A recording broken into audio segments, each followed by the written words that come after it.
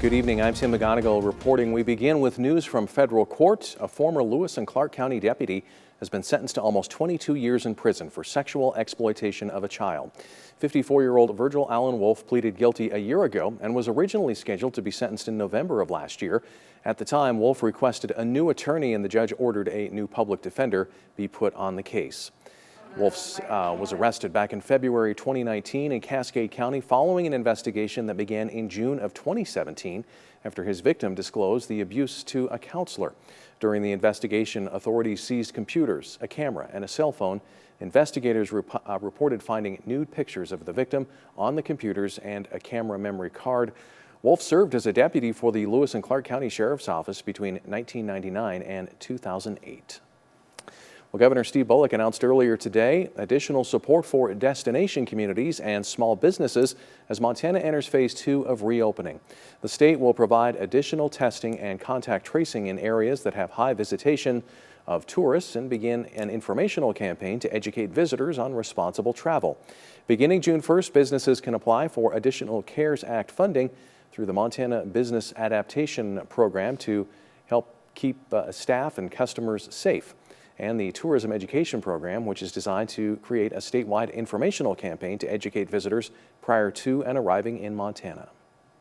If you're going to come to our state, heed state and local restrictions, as well as the guidelines set up by businesses.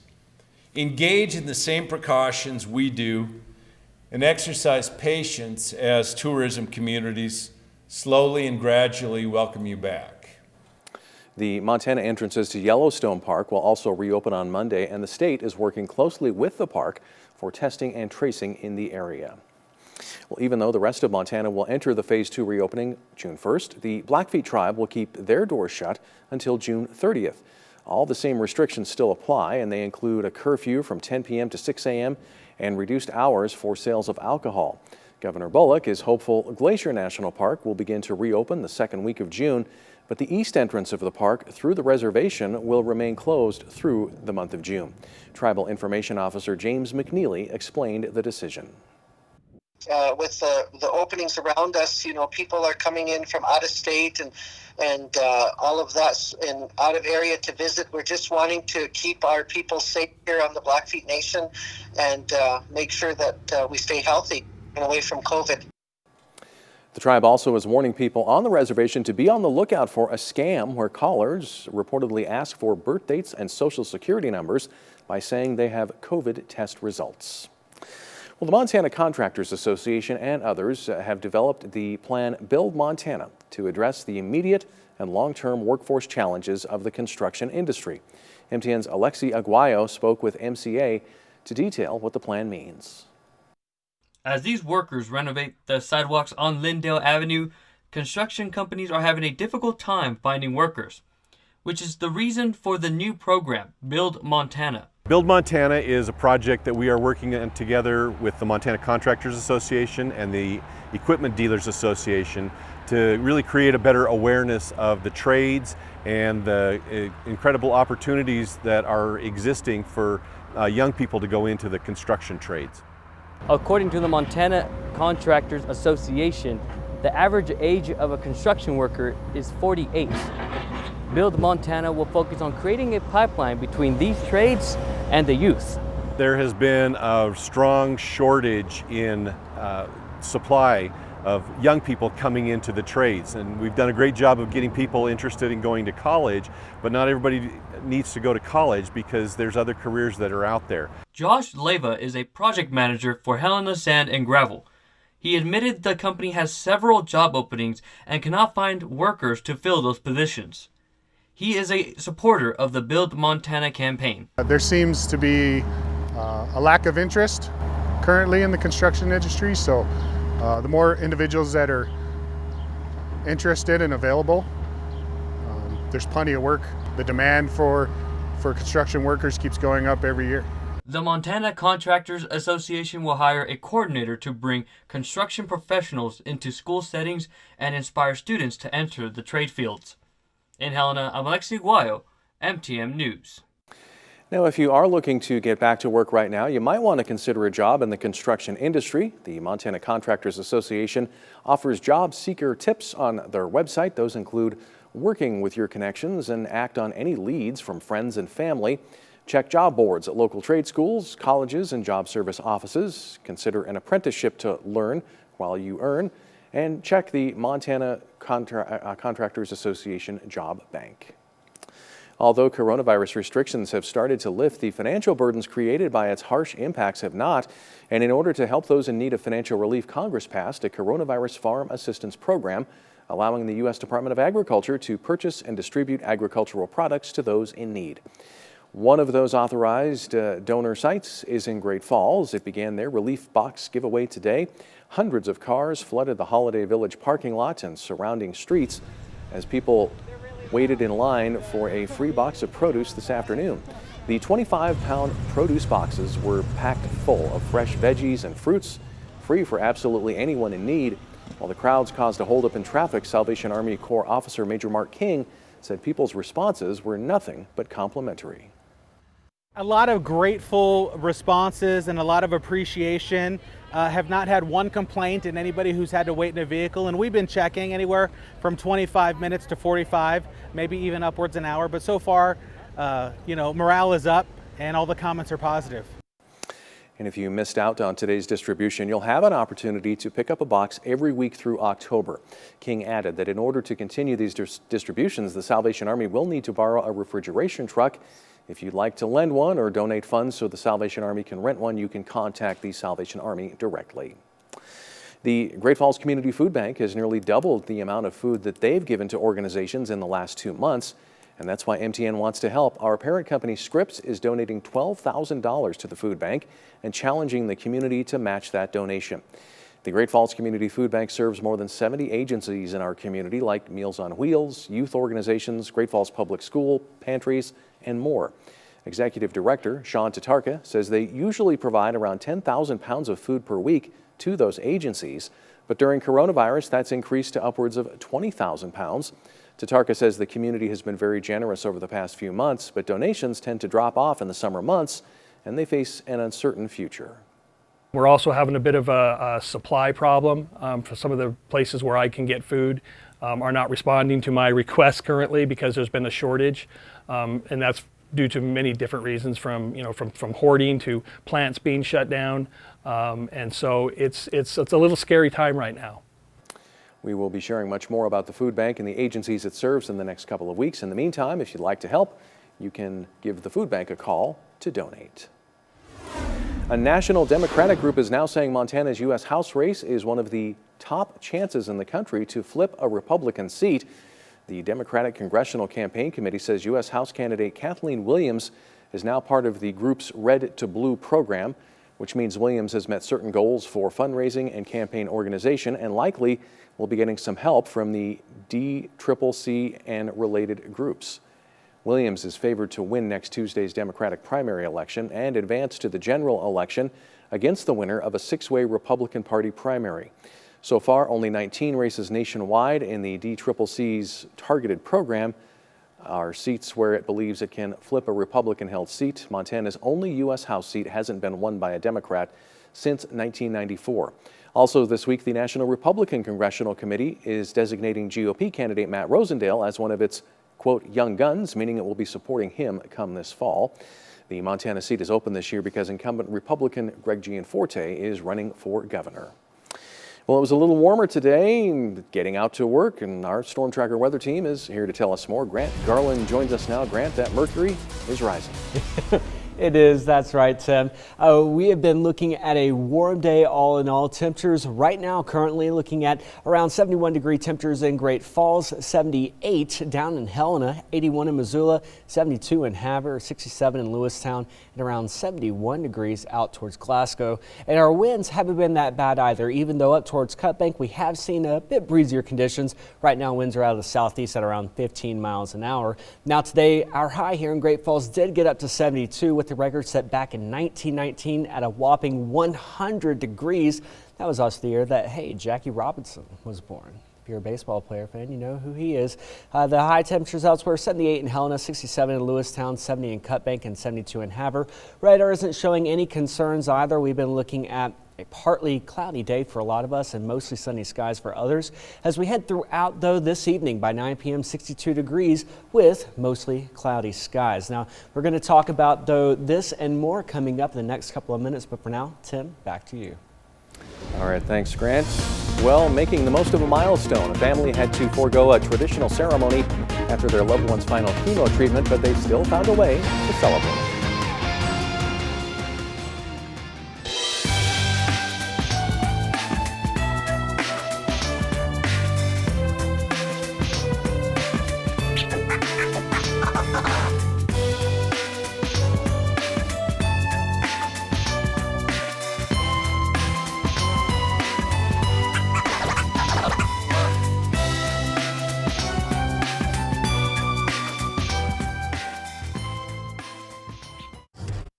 Powered by the Montana Television Network.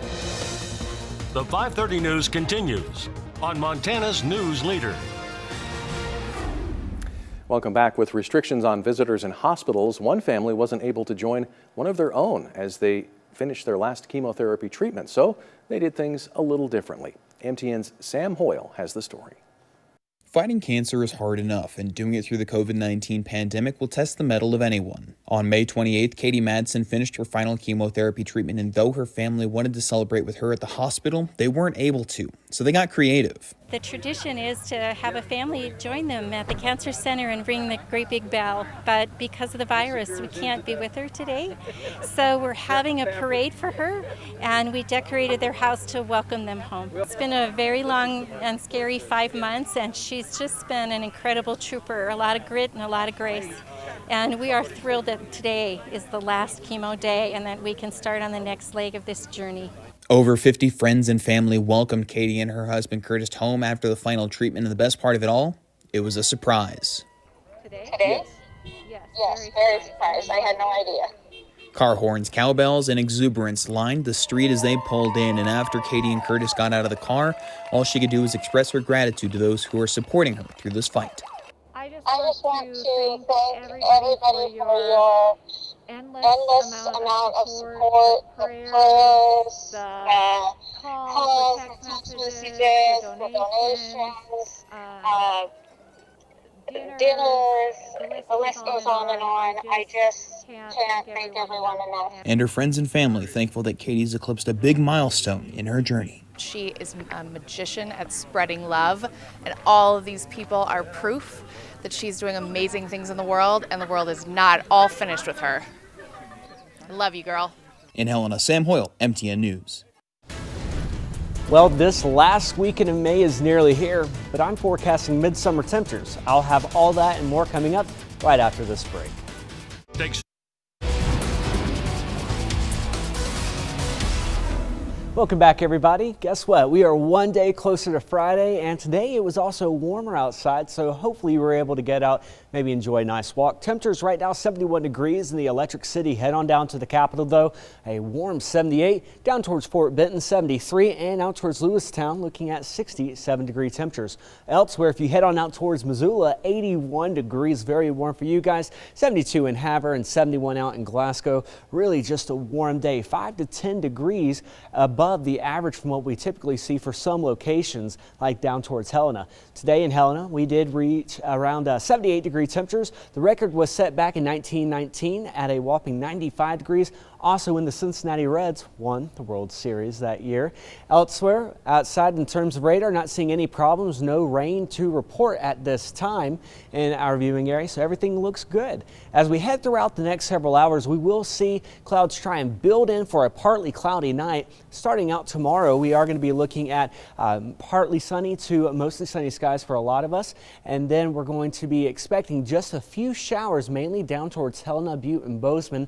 That could be isolated strong thunderstorms heading throughout the day into Saturday. We're going to be looking at mostly sunny skies to wake us all up on this weekend. It will be nice, and then the clouds roll in right around 4:30 in the afternoon, where we're going to have another batch of showers and thunderstorms, possibly bringing with them some severe weather.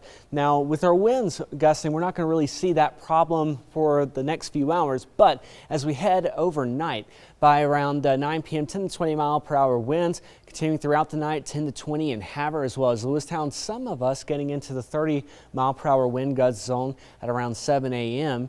And as we go throughout the day tomorrow, we're going to see our winds kind of shift up north in terms of intensity, 10 to 20 miles an hour in Havre, out towards Jordan as well as Glasgow. This will be tomorrow night at around 10:30. So we do have some severe weather possible tomorrow, mainly those south of Butte. So for south of Helena. So for those in Butte as well as Bozeman, you guys are going to have to deal with some isolated showers and thunderstorms, bringing with them damaging wind gusts and as well as lightning. And then our turn will be on Saturday. We're going to be looking at really everyone from Cut Bank, Great Falls, Helena on out towards Lewistown. We're going to see the chance, it's a low chance, for some damaging wind gusts, lightning as well as large hail over an inch in size. So we need to keep that in mind.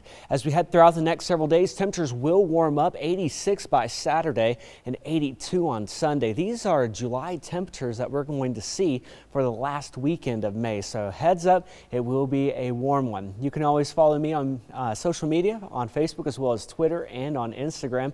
Heading throughout the night, temperatures will fall down by around midnight to 55 degrees, mostly cloudy skies for us in Great Falls. Down towards Helena, 61 degrees with mostly clear skies. By 6 a.m., warming up to around 53 degrees. Heading throughout the next several days, temperatures again will be on the rise. Showers and thunderstorms, possibly some strong on Saturday. Mostly sunny skies on Sunday. Entering then a chance for scattered showers and thunderstorms each and every day after that. And for our friends in Helena, could have a few strong thunderstorms tomorrow, but the best chance will be on Saturday. It will be a mostly sunny day on Sunday. Then we're going to have that unsettled weather pattern move back in for next week. Tim? Thanks, Grant. Well, the cancellation of county fairs is impacting 4-H kids and their animals. Coming up, see how they plan to respond.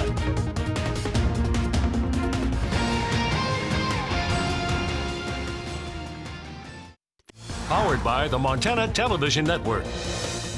The 530 News continues on Montana's news leader. Well, when Cascade County Commissioners voted to cancel the Montana State Fair, they left the door open for smaller events to use the Expo Park grounds. MTN's Tom Wiley dives into what that means for livestock shows. During State Fair Week, the livestock pavilion at the Expo Park is usually full of animals, their handlers, and their families. Our show is unique and special in a way that we bring kids from, Kalispell to Miles City. It might be the only time they get to see each other during the year. But that won't happen this year. Funding and sponsorship for the livestock show comes directly from the State Fair, so this year's event is officially canceled. We are directly funded by the State Fair, and all the money comes from them. So without gate proceeds or profits and concert profits, there's just no money to go around. But while the State Fair livestock show is called off, juniors still have opportunities to display and sell their animals. The Cascade County 4-H livestock show, traditionally held 2 weeks before the State Fair, will move forward to the Expo Park in early July, albeit with some changes. Instead of a live auction, we'll have a 2-day online auction. We'll still have only 50 people in the livestock pavilion, sanitized in between classes. One of the unintended benefits of the COVID-19 pandemic is the demand for locally raised protein, so the 4-H sale has never been more important. I think hamburger in the grocery case was $8 a pound. There's a lot of people who are looking for good quality protein, and a great place to do that would be online livestock sale that we're going to have. So it's going to look a little bit different this year, but we're still trying to hang on to the core values of 4-H. Tom Wiley, MTN News. Livestock catalogs will be distributed before the sale. If you'd like one, you can contact the Montana State Cascade County Extension Office. With the American Legion baseball season heating up, the Helena Senators were tapped to lead the charge this year and host the state tournament. Originally, the state tournament was supposed to be held in late July in Great Falls. Then there was discussions of having the top seeds in the bracket host games, but ultimately it was decided that Helena would host the tournament starting on August 5th, something manager John Burnett feels is a great way for his seniors to wrap up their baseball careers. It's nice for us. I mean, it's also nice for the rest of the state. We are a central location, and you know, it was a unanimous decision to have a single host site for the state tournament. So, I mean, we're excited that, you know, the kids, our seniors, get to be out here at Kendrick one last tournament. We'll have a final look at weather after the break. So welcome back, guys. We're going to be looking at a partly sunny day tomorrow. Best chance to see any severe weather will be on Interstate 90 or south. And then Saturday and Sunday, we'll have a better chance for some severe weather, but it is a low risk. We are going to be looking at temperatures on the rise as we head into this weekend. All right, well, the light bulb division at General Electric is going dark. They've sold that part of the business to another company, though the bulbs will continue to carry the GE brand name. General Electric has carried light bulbs from its start back in 1892 when Thomas Edison's General Electric Company merged with a rival. In recent years, the company has sold off several divisions. Their goal is to focus on the 4 areas of aviation, power, healthcare, and renewable energy. Did not know that about light bulbs. Yeah, it's kind of sad. Kind of sad. But they're going towards aviation now. Yeah. But the light bulbs will still be made by another company. Sure. All right. We've still got that to look forward to. All right. That's all the time we have. We'll see you back here tonight at 10.